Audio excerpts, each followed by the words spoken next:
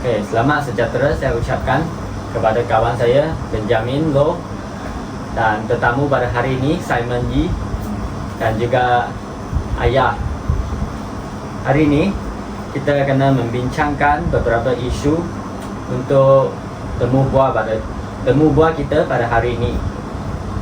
Untuk sebelum memulakan perbincangan kita, saya ingin setiap orang untuk mengenalkan diri dulu. Kita akan mula daripada Benjamin. Selamat pagi ayah, nama saya Benjamin Loh Lecing. Boleh panggil saya Beng dan umur saya 18 tahun dari Sarawak. Selamat sejahtera, nama saya Lee Yishen dan nama panggilan adalah Lee. Saya berumur 18 daripada Pahang, Kuala Lipis. Okay, salam sejahtera. Saya Simon Yi Home dari option Mat 1 dan ambilan Jun 2020. Ya, dan saya berumur 22 tahun dan berasal dari Sibu, Sarawak. Berumur 22 tahun ya. Ya. Okey. Sama. Jadi saya rasa kamu ada banyak pengalaman dalam kehidupan ni, betul kan? Kemungkinan. Okey. Kemungkinan. Okey. Pada masa ini media sosial telah pun berkembang dengan maju. Jadi banyak orang boleh bincangkan beberapa isu dekat media sosial. Ya. Jadi kita akan membincangkan isu-isu yang popular pada masa kini yang sering mendidik dari pipi ke pipi oleh masyarakat. Antara isunya adalah isu kemasyarakatan, isu kekeluargaan dan juga isu kenegaraan. Okey, kita akan mulakan dengan isu kekeluargaan dulu. So Simon, Ya. saya nak tanya, apakah pandangan anda tentang isu kemasyarakatan pada hari ini? Isu kemasyarakatan ataupun kekeluargaan? Masyarakatan dulu. Okey, kita Kemasyarakatan. mula dengan isu kemasyarakatan.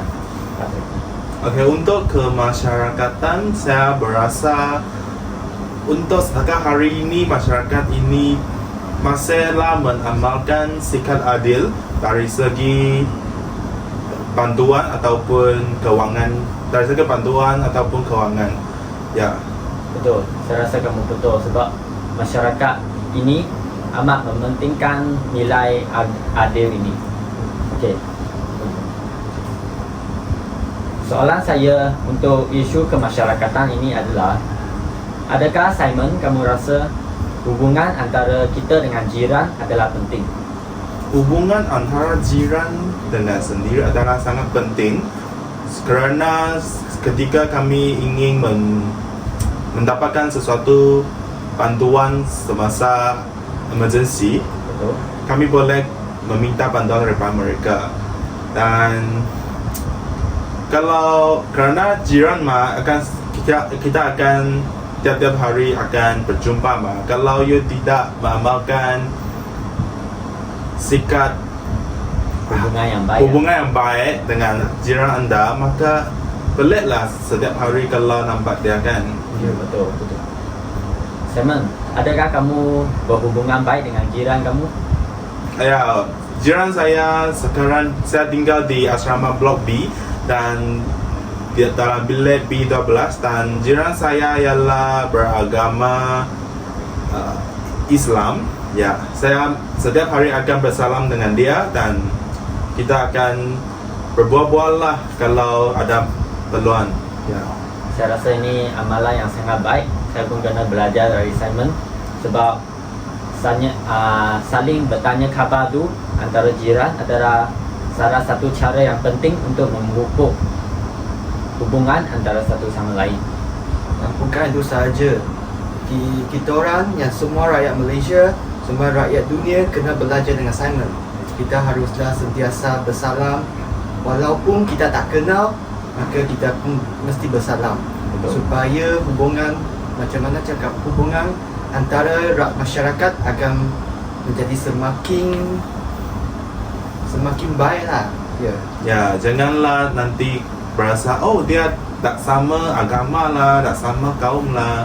Okey, tak kenal maka tak cinta Kalau kamu tak nak kenali dia, bagaimana you akan tahu dia.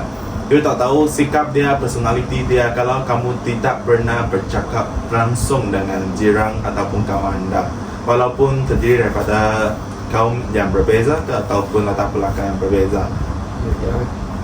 Saya amat setuju dengan kamu. Kerana kita juga perlu ada nilai toleransi antara jiran.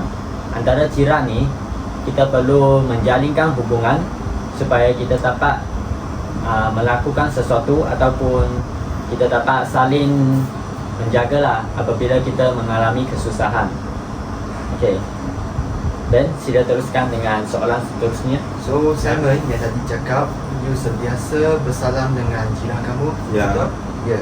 So sekarang saya nak tanya, macam mana rakyat yang kamu tahu kita rakyat Malaysia ke? Kita mempunyai berbilang kaum, ada Cina, ada India, ada Melayu, ada Iban dan lain-lain.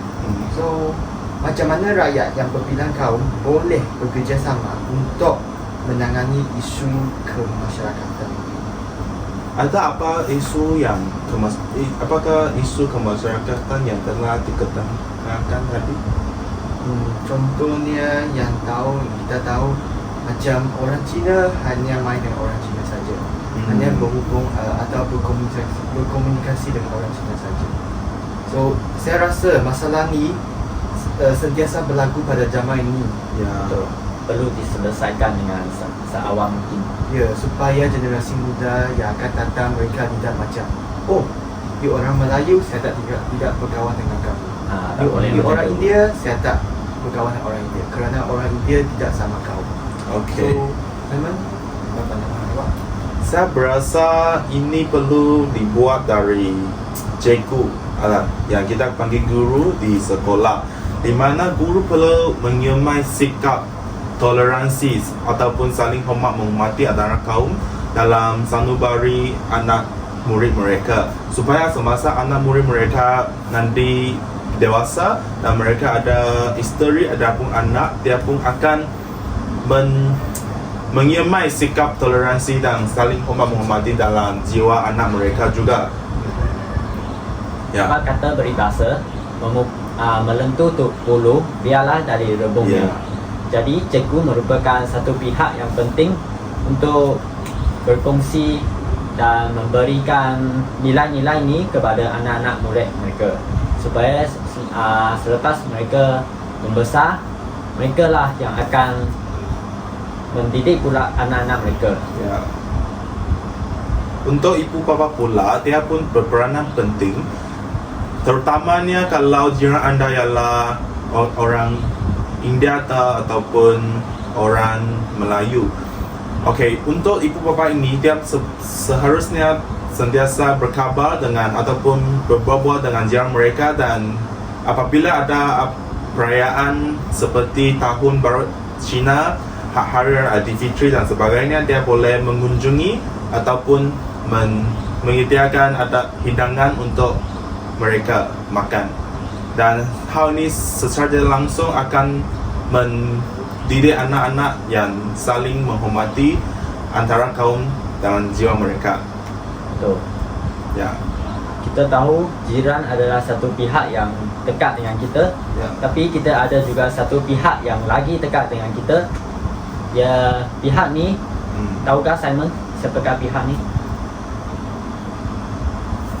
Tak tahu kan. Pihak ni adalah pihak ibu bapa. Pihak ibu bapa. Pihak ibu bapa adalah orang yang paling mendekati kita, dan untuk melanjutkan isu ini, saya ingin meneruskan dengan isu kekeluargaan. Soalan pertama daripada saya, adakah hubungan antara ahli keluarga adalah penting daripada hubungan yang lain? Antara penting apa? Adakah hubungan antara ahli keluarga adalah lebih penting daripada hubungan dengan pihak yang lain? Saya rasa ya, hubungan antara ibu bapa dengan anak mereka adalah lebih penting daripada hubungan mereka dengan jiran ataupun kawan. Okey, contohnya kalau sekarang ibu bapa dia dan anak dia sering bergaduh dalam rumah mereka. Okay. Maka dia mungkin akan memupuk sikap ini semasa dia bergaul dengan kawan dia ataupun di sekolah. Kemungkinan dia akan bergaduh dan akan menunjukkan banyak perselisihan faham di dalam sekolah, dan dia akan menjadi murid yang bermasalah lah yang kita cakap. Ya. Dan kemungkinan dia pun rasa ibu bapa macam ni mereka tak perlu hormat mereka. So dia mungkin akan konten sekolah ya, ataupun melakukan gejala vandalisme, gangsterisme dan sebagainya di sekolah ataupun di luar. Betul. Ibu bapa adalah pihak yang sangat penting kerana anak akan menjadikan mereka sebagai teladan dan mencontohi sikap-sikap yang dilakukan oleh ibu bapa. Bagi contohnya, kalau ibu bapa mereka sentiasa bergaduh, jadi anak mereka juga akan rasa sikap bergaduh ni adalah tidak salah. Dan mereka akan gaduh dengan orang lain pula. Sebab anak-anak merupakan, anak-anak diibaratkan seperti sehelai kertas putih dan ibu bapa yang mencontingkannya. Jadi ibu bapa peranannya adalah sangat penting untuk memupuk anak-anak. Ya, yang kita cakap ibu bapa merupakan cikgu atau guru pertama untuk mengajar anak-anak. Kalau ibu bapa tidak memberi contoh yang baik, macam mana anak boleh menjadi seorang yang baik? Ya ke? Betul? Betul juga. Saya setuju. Ya. So, Simon, soalan saya yang tadi kamu cakap, hubungan antara ibu bapa dengan anak sangat penting kan? Ya. So, kalau penceraian antara ibu bapa berlaku, apakah kesan dia terhadap semua pihak? Tak kisah kepada anak, ibu bapa atau masyarakat atau untuk negara. Untuk penceraian ibu bapa, ya kesan yang paling besar, yang paling ketara yang akan diwujudkan pada hati anak mereka, saya rasa dia akan anak itu akan sentiasa rasa diri sendiri malu. Ya, kerana kalau nampak kawan sekeliling dia, ibu bapa dan mereka sangat hidup dengan sangat bahagia, dia akan merasa malu dan rasa dirinya dipandang remeh itu. Dan hal ini secara tidak langsung akan menjadikan anak tersebut untuk segan bercakap dengan kawan dia ataupun guru sekolah ataupun sesiapa sajalah, dan secara tidak langsung dia akan semakin introvert sampai dia tidak nak bergaul dengan apa-apa pihak. Ya. So, maksudnya dia akan mempengaruhi sepanjang hidup daripada anak mereka tu. Okey. Kita tahu kita terdapat dua jenis ibu bapa, iaitu sejenis ibu bapa yang dia akan memenuhikan apa saja keperluan anak-anak, maksudnya dia bagi apa yang anak mereka nak. Dan satu jenis ibu bapa lagi adalah dia mengawal anak dia dengan peraturan yang ketat, iaitu dia susun jadual kepada anak ataupun menyusun kelas tambahan kepada anak. Jadi saya merasa ibu bapa jenis yang mana adalah lebih sesuai? Adakah ibu bapa yang jenis menyayangi anak dia dengan memberikan apa yang anak nak, ke kita kena menjadi ibu bapa yang lebih mementingkan masa hadapan anak? Itu satu jenis yang menyayangi beri apa saja. Yang jenis kedua ialah apa? Jenis kedua dia lebih macam jenis ibu bapa yang dia akan marah anak-anak apabila dia jadi tak betul, dan dia tidak akan memenuhi apa yang anak-anak nak, tapi dia menyusun kelas tambahan ataupun latihan kepada anak-anak mereka. Pada pandangan saya, jenis kedua yang itu yang akan menyusun itu masa untuk anak, saya rasa lebih sesuai untuk mendidik seorang anak, tapi dengan kriterianya dia perlu memberi masa untuk anak mereka untuk hiburan. Jangan kalau jadual masa itu sangat ketat. Okey, selepas sekolah atau lagi tuition. Okey, selepas tuition ada dia pun kena buat kerja rumah. Selepas buat kerja rumah kena buat latihan di tuition. Nanti tak selepas tuition mungkin sudah lewat malam dan dia kena tidur. So sehari dia sudah penuh dengan banyak kerja. Dia akan rasa sangat stres dan sangat tekanan. So ibu bapa perlu pandailah mengusung masa. Tak perlu ada masa untuk hiburan, boleh Betul. Ya. Maksudnya kena gabungkan dua sifat tu menjadi satu yang sesuai untuk kanak-kanak mereka supaya anak mereka tidak terlalu letih dan dia mempunyai masa untuk buat sesuatu yang dia suka. Ya, untuk jenis pertama itu yang menyayangi itu, yang sayangi itu perlu ada satu hak lah. Jangan sampai keterlaluan. Apa-apa yang anak-anak mungkin seperti baru darjah 1 nak iPhone, nak apa-apa, nak apa gadget lah, apa-apa. Kalau apa-apa anak-anak nak dan ibu bapa beri sahaja, nanti lama kelamaan dia akan mempunyai sikap tidak menghargai dan rasa apa-apa sahaja mereka pun boleh dapat dengan senang sahaja, dan mereka tidak akan pergi untuk berusaha untuk mendapatkan sesuatu. Ya. Betul. Kalau saya rasa kalau sayang yang berlebih juga akan menyebabkan anak tu menjadi tidak berdikari kan. Ya. So Simon, boleh ke awak buat satu kesimpulan yang kecil tentang topik ini, isu Keluarga. Untuk isu kekeluargaan. Okay, so seperti yang tadi cakap, ibu bapa merupakan guru pertama yang mencorakkan anak mereka. So ibu bapa perlulah mempunyai sikap yang positif dan tidak keterlaluan, dan boleh menyayangi tapi dengan hak, dengan satu batasan lah. Betul. Okey, supaya anak mereka boleh menjadi seseorang yang berguna dan berdikari. Dan untuk pada masa yang sama, dia ibu bapa juga tidak boleh bergaduh lah, terutamanya kalau berhadapan dengan anak mereka, supaya anak mereka tidak akan rasa nanti itu apa cakap, janganlah bergaduh di depan anak mereka, kerana nanti anak mereka akan rasa sangat sedih, dan pada hari kedua dia pun akan,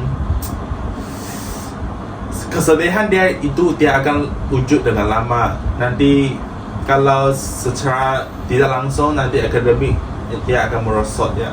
Okey, kepada ibu bapa, kalau ada konflik apa-apa kena selesaikan secara peribadi, jangan berhadapan dengan anak-anak. Okey, next.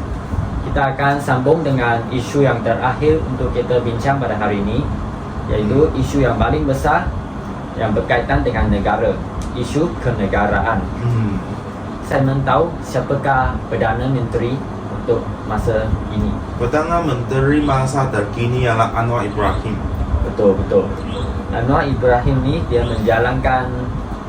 mengadakan satu slogan yang slogan dia adalah Malaysia Madani. Jadi Malaysia Madani ini merupakan slogan dan panduan hidup kepada rakyat untuk sekalam. Jadi antara Malaysia Madani ini, dia terdapat nilai perpaduan, iaitu isi tersirat dia. Dia mementingkan nilai perpaduan dalam kalangan rakyat yang berbilang kaum ni. Jadi saya merasa nilai perpaduan dalam kalangan rakyat bagi sekarang. Adakah rakyat sekarang dia perpaduan ke tidak perpaduan? Untuk saya rasa rakyat terkini tidak begitu bersatu padulah kalau berbanding dengan masa sebelum ini. Ya. Mungkin kerana rakyat sudah kurang yakin terhadap negara ini, kerana sebelum ini banyakkan rasuah ataupun yang berlaku. Ya. Kemungkinan sudah menjejaskan keyakinan mereka terhadap negara ini. Jadi saya rasa semangat perpaduan ni perlu dipentingkanlah, dan mencari mencari jalan untuk menyelesaikan masalah ni. Antaranya, kita kena mencari cara yang sesuai untuk memupuk semula semangat perpaduan dalam kalangan rakyat. Apakah cara yang boleh kita lakukan untuk memupuk semangat perpaduan dalam kalangan rakyat? Bolehkah saya bagi satu contoh? Antara cara yang boleh dilakukan yaitu semasa hari kemerdekaan, Betul. terutamanya pada tahap prasekolah ataupun pada tahap sekolah, dia perlulah mempunyai satu perayaan yang khas untuk hari tersebut, supaya untuk kanak-kanak dia akan mempunyai semangat cinta akan negara dan terhadap negara ini. Dalam program Hari Kemerdekaan ini, pihak sekolah seharusnya menyediakan kandungan yang berkaitan seperti Perdana Menteri yang sebelum ini ataupun siapa-siapa yang telah berjasa, yang telah berkorban untuk negara ini, untuk ditayangkan ataupun dikongsikan kepada kanak-kanak mereka, supaya kanak-kanak akan mempunyai ataupun melahirkan rasa cinta akan dan menghargai jasa yang telah disumbangkan oleh orang yang sebelum ini. Saya rasa ini adalah satu idea yang baik, kerana melalui sambutan ni kita juga membolehkan anak-anak, memberi peluang kepada mereka untuk bergaul dengan kaum masing-masing. Mereka akan sambut perayaan bersama-sama tanpa mengira bangsa dan agama. So Simon, you ada tengok berita ke? Berita apa? Tentang isu yang terkini. Apakah isu terkini yang Memang tak tengok. hangat diketengahkan? Oh, isu yang Israel lawan tu lah. Ya, yang isu Betul. yang Israel lawan dengan Palestin. Ini pun satu Okey, itu sudah lama wujudkan sejak tahun lepas. dah. Sekarang baru berlaku lagi. Baru. punya. So Simon, kalau isu ni berlaku di dalam Malaysia, kalau Malaysia akan berlaku perang dengan mungkin dengan negara Jepun, you rasa tak ini apakah kesan akan terjadi kalau peperangan antara dua negara berlaku? Antara kesan yang paling umum lah, yang melalui peperangan itulah rakyat akan berkorban lah, yang sama ada yang Banyak kehilangan nyawa kan. kehilangan nyawa, sama ada dia berdosa ataupun tidak berdosa. Ya.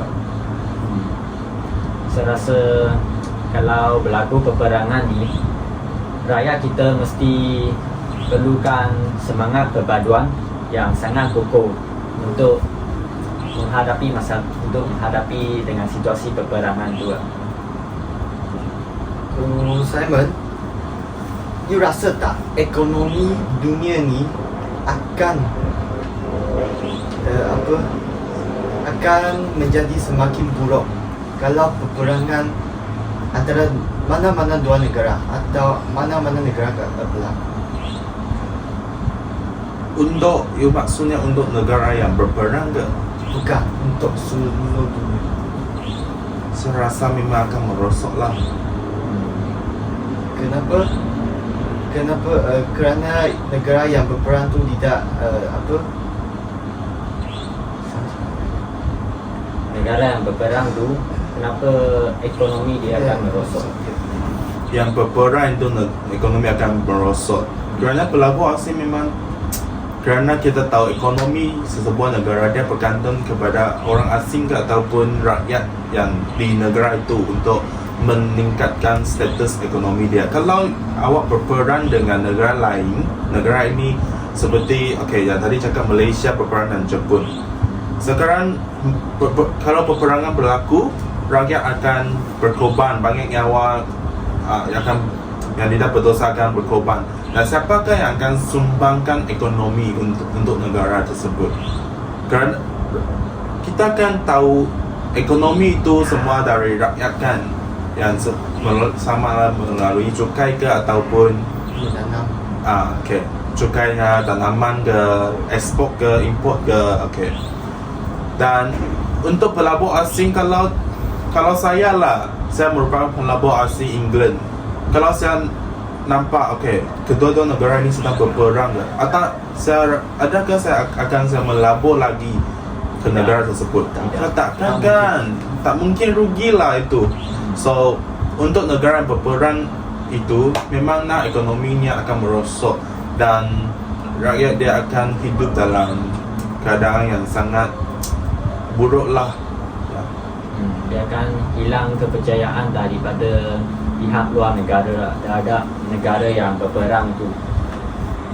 Okey. Untuk satu lagi soalan bagi isu kenegaraan. Tadi kita cakap pasal perang kan. Sekarang kita tukar pula. Kita cakap tentang kesihatan. Tahap kesihatan rakyat Malaysia pada masa ini semakin teruk. Hal ini terjadi kerana terdapat banyak berita yang memberitahu masalah dan penyakit obesiti ataupun penyakit mental iaitu kemurungan. Dia menjadi salah satu penyakit yang sangat biasa kita nampak dalam negara kita. Jadi saya merasa kenapa rakyat Malaysia tahap kesihatan mereka adalah semakin teruk. Pada pandangan saya, tahap kesihatan rakyat sekarang semakin merosot ke. Okey. Membimbangkan teruk. Semakin membimbangkan, semakin teruk. Yang paling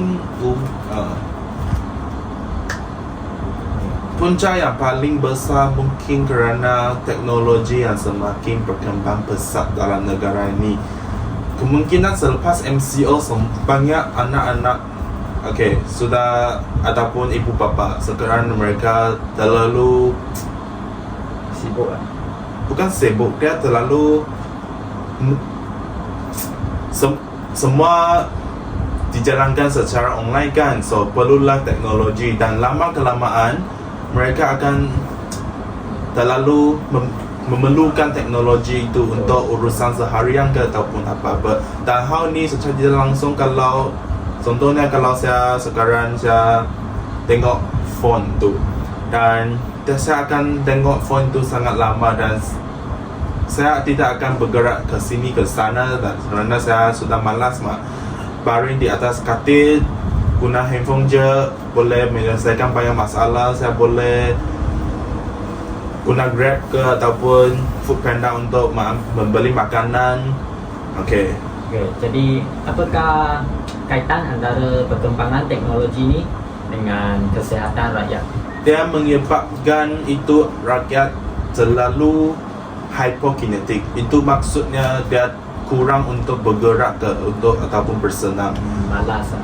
Ya, terlalu malas kerana mereka rasa teknologi boleh menyelesaikan apa-apa je. Boleh menyediakan makanan, boleh melayari internet untuk mendapatkan maklumat yang terkini. Okay.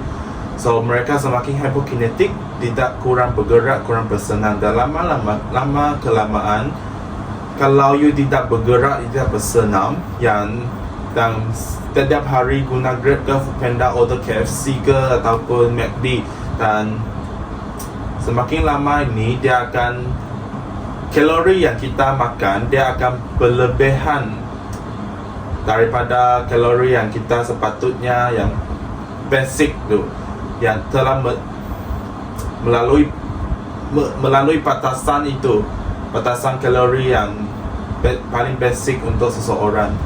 Ya, dan lama kelamaan dia akan menghadapi penyakit obesiti lah. Ya. Menurut kajian, saya tengok satu berita dia memberikan ni, dia cakap setiap